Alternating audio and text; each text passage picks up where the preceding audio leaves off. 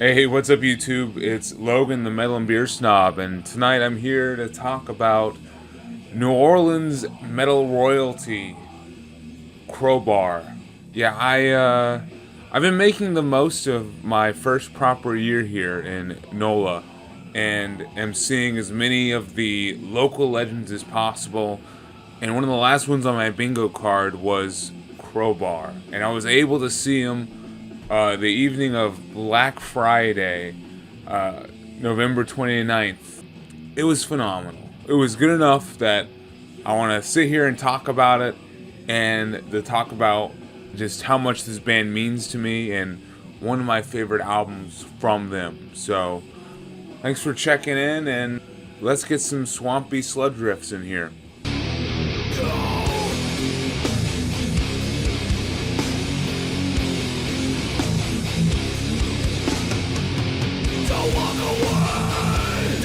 So to pair with arguably the heaviest band from New Orleans, I had to go searching for one of the heavier beers here, and for me, the go-to has to be Alpha from Abita Brewing. This is their take on the Abita Gator, which is like a quad. This is an Imperial IPA, topping in at 9%. It's definitely a drink you do not take lightly when you pour it. You gotta know you're in for the long haul at this point if you have one of these. I think it fits with the bruising and misanthropic nature of Crowbar's music. A beer like the Alpha Gator. So, cheers to Louisiana, cheers to Crowbar, cheers to New Orleans, and cheers to you for watching. So yeah, I have made the most of my first year here. I saw Down earlier in the year. I saw Soylent Green. I saw Vow. It's been just phenomenal. I mean, one of the other bands was definitely Crowbar, and as soon as they announced that this was the show to end their fall tour, I knew I had to go see it. So it was, as I said, November 29th at a venue close to my house called the South Park Music Hall. And that venue was celebrating its 20th anniversary as well. So it was all a giant celebration of both Crowbar, the contributions of that venue to the local scene. So it was a phenomenal concert overall. And the kind of first dive into that, yeah, it was great. It was actually my first time seeing Crowbar headline. I saw him previously open up for Corrosion of Conformity up in North Carolina, which, you want to talk about some good old hometown boys, COC are right up there. But coming back to New Orleans, being able to see them headline here was phenomenal, and I think it really cemented their importance in the metal scene, which I'll get to in a little bit. But first, the show was amazing. It was opened by Morbid Visions, kind of a younger, like, hardcore-oriented death metal band. They honestly reminded me of Power Trip more than anything. They're out of Arizona, and they just have that swagger that I feel like Power Trip kind of has, and other bands of that area do. Great opener. And then local greats, Brat. I just love that Crowbar was choosing to open their show with some of these younger bands that are really up and coming in the scene, that aren't just big in like metal, but have really branched out to the hardcore scene and just heavy music in general, more so than focusing on what is and isn't like extreme metal or sludge metal. Brat put on a phenomenal show. A lot of energy. They are one of those unique bands that I think can only come out of New Orleans. They're self-described as Barbie violence. So think about like the intensity of like the fastest hardcore and power violence, and then put like a hot blonde chick in front of it, like shouting at you. And most of the songs for the live set, they opened up with like some 2000s, late 90s pop song. Like there was Britney Spears and Backstreet Boys and In Sync, and I don't know what else. It was a fun and interesting show, Brad. On to the Crowbar set list. Man, it was perfect. It really was like a greatest hits of some of my favorite albums from them. They played 3 songs off of the self-titled. Like, we got All I Had I Gave, High Rate Extinction, and Negative Pollution. They opened up with one of my personal favorite songs from one of my personal favorite albums, Conquering, from Broken Glass, which, by the way, I did a beer and album pairing with this over a year ago when I was first moving down here. So if you want to hear me talk about Crowbar even more, go check that out. I'll link it down below. But yeah, I love like Broken Glass. And then, man, they just went into some of the greats. Like, they played Planets Collide pretty quickly. It was like the second or third track they played, and come on, that's just the Crowbar in your feels right there. And some of the crazier songs from the set list, off of Sever the Wicked Hand, which I feel like is a very underrated album from their discography, they played Cemetery Angels, and the pit was insane. I made the mistake of being in the pit the whole time. I only slightly regret it the day after, but for the Cemetery Angels, holy shit, I was not prepared. I don't know if people were fighting or if it's just the pit itself, but it was taken up to the next level for that. And then from the album I'm about to talk about, and what I'm wearing, the shirt that I bought at the concert, from the almighty Sonic XS in its purest form, we got The Lasting Dose and To Build a Mountain.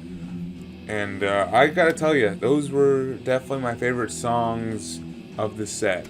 Overall, just like seeing any of these like local New Orleans bands here, you really can tell the importance and the magnitude of them playing like a hometown show.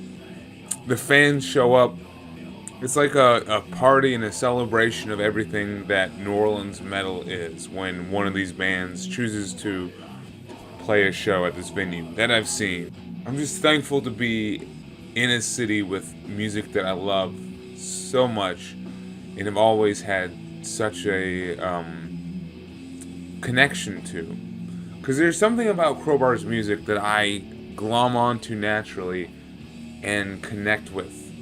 Of course, the easiest thing to say is it's the riffs, because the riffs are so heavy, can be so slow, but then also so much of that hardcore punk attitude at the same time. But then also, I think the message too has really always stuck out to me. Like, it's never a wholly nihilistic message, never a message of self-destruction like some other New Orleans bands. I hate God, you know. It's kind of just an honest and straight up, like, suffering man trying to survive message. That's how Kirk just comes across in his lyrics and in his music and in his stage presence. He's just an average Joe, an average guy, really trying to understand more how to best be, how to best exist, and not crumble to addiction and nihilistic tendencies and depression. Like, I think that is why the music of Crowbar speaks to me so much. And it was funny at the show last night. Of course, there were like a bunch of old guys, obviously. Like, you know, Kirk and all of them are in their 50s at this point and getting up there. So there were the old heads who were seeing Crowbar in like the early 90s. But at the same time, as I said, I was in the pit for the show, and there were a bunch of fucking kids there, man. There were a bunch of like, it's tough to tell age. Who knows? Bunch of like high schooler, early college, like no older than 22, 23-year-olds there, and definitely some like high schoolers for sure. Somehow, Crowbar are bringing the kids out to the concert and getting them to dive into their music. And I do have a couple thoughts on that, man. I think they're creating an impressive legacy for themselves that a lot of bands from the 90s should be envious of, you know? Like, I think Crowbar has quite a big cross appeal for multiple generations and multiple genres. So they are perfectly hitting on that connection between hardcore and metal, first off, with their brand of like working man sludge. And just Kirk's vocal approach. It's definitely closer to like a hardcore like gruff than anything, but it's so unique and so much more than that at the same time. And then I do think the lyrical approach to it is relatable for just any generation, and I think how honest they are about struggle and overcoming that struggle and being true to who you are and fighting through the worst nature of mankind is just something that appeals to really any kind of outcast person from any generation, you know? Like, I think the lyrics of Crowbar transcend a generational boundary. Like, I'm telling you, these were Gen Z people in the fucking pit, and they were giving it their all. So, I want to put a claim out there that I think Crowbar are the like late 90s and 2000s version of Motorhead, where they can really just bring people together regardless of like what genre you're affiliated with and what age group you are. If you're just a fan of like hard rock and roll music, that ethos that comes along with it, the ability to be DIY and to kind of walk your own walk and not give a shit, you're gonna find Crowbar. I personally think. I mean, I'm biased. I'm in their home fucking city. After just being a fan of them for over a decade, I think they have bigger legs and, you know, a bit more of a legacy than what other bands of this scene and of similar genre do. So, I don't know, I'm just really happy to be a fan of Crowbar and to love their music as much as I do, because I think they're one of those like unique bands where they walk the way they talk, and to me that's important, and sometimes you don't find that from bands. And then I want to use this chance of talking about the Crowbar show to discuss my favorite album from them, and an album that it's really grown on me a lot. This is Crowbar's Sonic Excess in its purest form. I bought the shirt at the show. I am ready to represent. Also, some of my favorite band photos here. We got fully shirtless, but then also just fully bruising. And I'm not going to talk like terribly long about this because I don't want this video to be, you know, longer than it needs to be. But I want to say that I think Crowbar's message and what they really try to be is best represented by Sonic Excess in its purest form. Their best riffs are on here. Their best songs are on here. Kirk might be the most tortured on this release. I mean, this one came out in 2001. I don't fully know what Kirk was going through at this time period, but the music itself it's borderline haunting in the same level that it is brutal. Like it's extremely heavy and extremely fast at points, but then at the same time there is some emotion on here that I was just really not ready to confront. And this kind of makes it a heavy listen, like not something to be taken lightly when I put it on. So I think one of the things that might put this album over the edge a little bit is we actually have Sammy from Goat Whore and Acid Bath. You can see him right there in his Hellhammer shirt. But I do think the riffs on here are next level. They're definitely a good balance of brutality with like these melodies that are just really, really haunting. This album, I think, perfectly displays Crowbar's two distinct sides, you know? The more hardcore, fast-paced, like, bruiser piece, and then this slower and, like, more emotively touching side. Like, it opens with The Lasting Dose, which might be my favorite Crowbar song.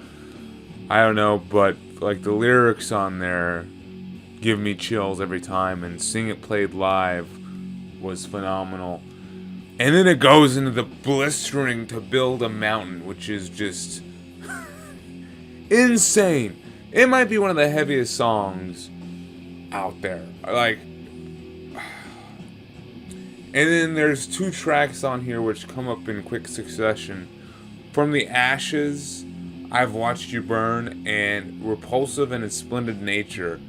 There are these songs which are so heavy, but then at the same time, there is just so much melody just drenching from the guitar tone. You just want to bask in the guitar tone for as long as possible. You just want to be there just melting in it as it just hits you.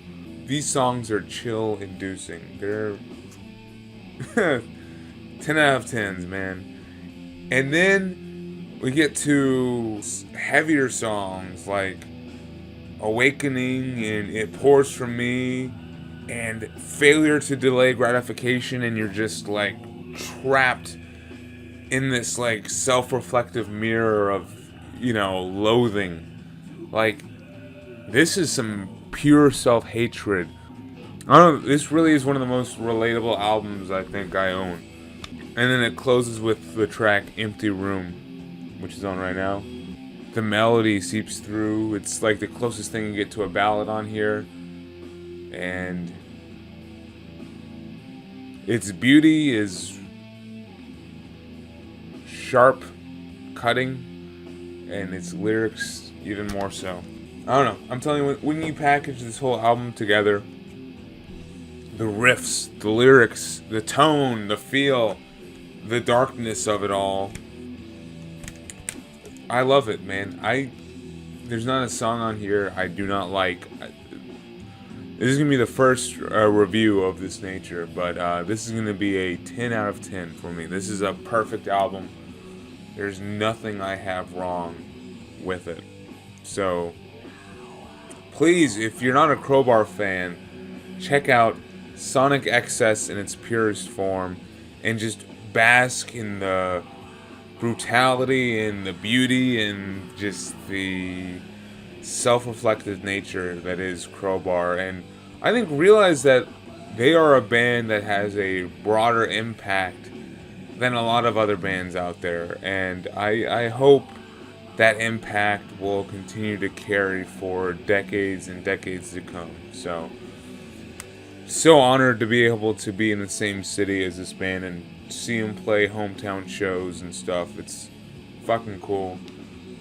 Well, it's just as cool as, you know, any of you guys watching this. Cheers. Thanks for watching. Go check out some Crowbar.